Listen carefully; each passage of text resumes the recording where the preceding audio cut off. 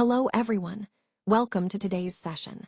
I'm excited to introduce our topic, English for Today, Unit 2, titled My Study Guide. In this presentation, we'll explore some useful strategies and tips to help you improve your English skills and organize your study effectively. We'll cover key points that can make your learning journey smoother and more productive. Let's get started. Let's take a closer look at some of the key words listed here. You'll notice that many of these words start with the letter B or B as a prefix, which is quite common in English. Words like ba, which mimics a sheep's sound, and babble, meaning to talk rapidly and incoherently, show how sounds can be represented in language. We also see words related to bobbies and childhood, like baby, baby boom, baby boomer, and baby carriage. These terms are important because they connect to the theme of growth and societal change. For example, baby boom refers to the period after World War II when birth rates surged, significantly impacting demographics. Other words such as bachelor, baccalaureate, and baki, a slang term for tobacco, highlight different aspects of life, education, social status, and lifestyle choices. Throughout this list, the common thread is the letter B and how it appears in various contexts, from sounds and actions to societal concepts. Recognizing these connections helps us understand how language evolves and how these words reflect different facets of human life. This foundation will serve us well as we explore more about language development and usage in the larger context of our presentation. All right, let's take a look at the top left corner of the dictionary page. You can see the guide word, baba, right there. This guide word helps us quickly identify the section of the dictionary we're in, specifically words that start with the letter B. It's a helpful tool to navigate efficiently. Now, moving to the left-hand corner, you'll notice the first letter is B, and the first word listed is also B, which is the letter itself. In this case, the word is B, which is used as a letter name, but also as a symbol or abbreviation in different contexts. Understanding these visual cues, like guide words and the first entry, helps us grasp how dictionaries are organized. It makes finding words faster and more intuitive, which is especially useful as we explore vocabulary today. Now let's look at how to arrange words in alphabetical order. I have a list of words here: bet, bat, bag, book, bait, and batch. The goal is to put them in the correct sequence based on the alphabet. First, we start with the word that begins with the earliest letter in the alphabet, which is B. Among these, bag comes first because it has the B and then the Next, we have bait, which also starts with B, but the second letter comes after the O in bag. Then moving along, we see bat. It shares the same first two letters, but the third letter T comes after I in bait. After that, we have batch, which begins with B and O, but the third letter T comes after the T in bat, so batch follows. Now the words bet and book come into play. Bet starts with B, and the second letter E comes after O and I, but before the O in book. So bet comes before book. Finally, book is last because O comes after E. This exercise helps us understand the importance of comparing each letter sequentially to determine the correct order. Arranging words alphabetically is a fundamental skill that supports organizing information efficiently, which is crucial in many areas like dictionaries, indexes, or even data sorting.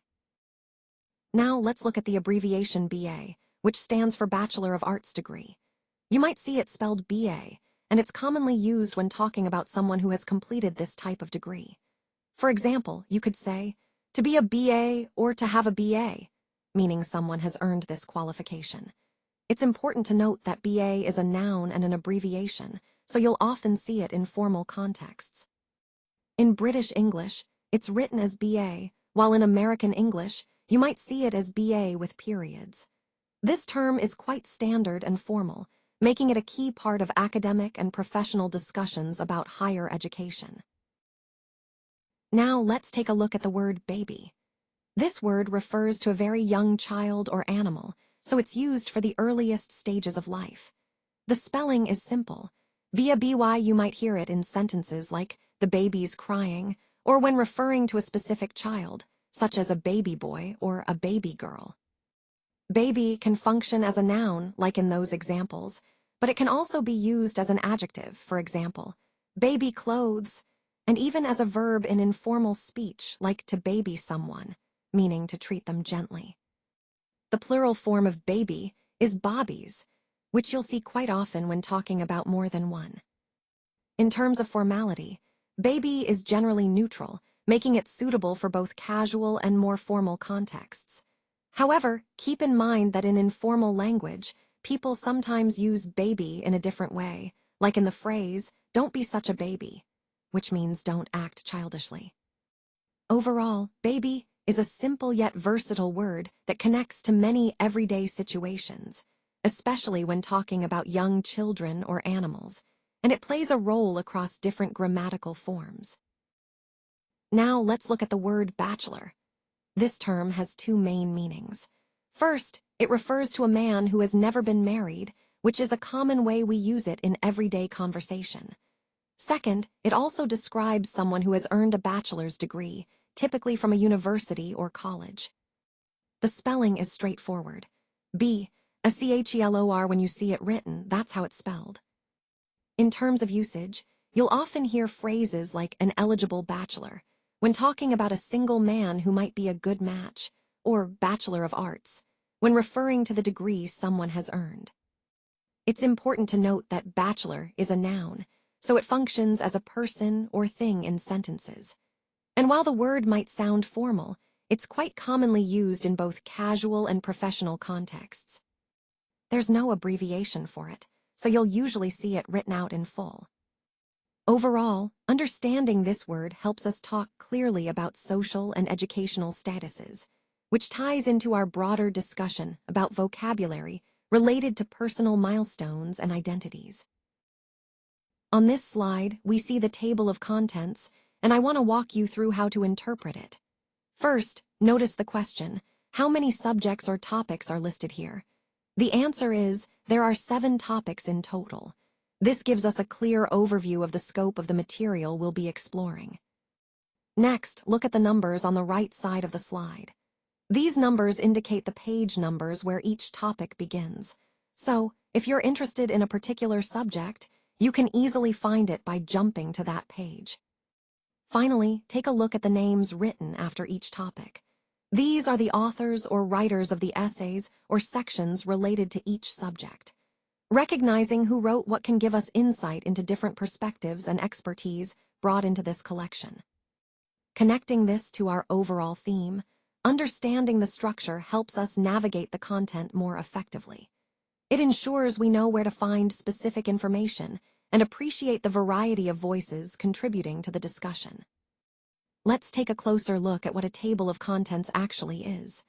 Essentially, it's a map of the book, journal, magazine, or research paper. It shows us what subjects or topics are included, giving the reader a clear overview of the material covered.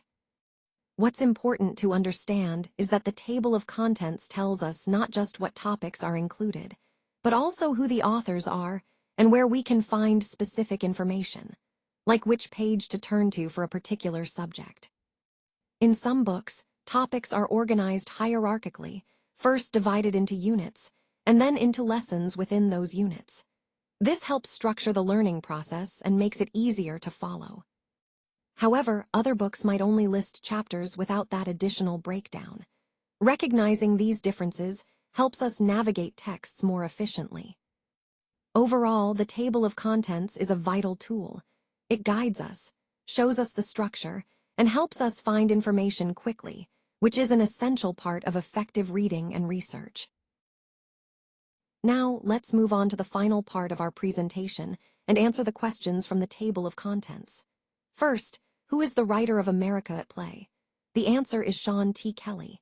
He's the author responsible for that chapter, and his work helps us understand the playful spirit of America. Next, which chapter is written by Naomi Shihab Nye? That would be Our Town.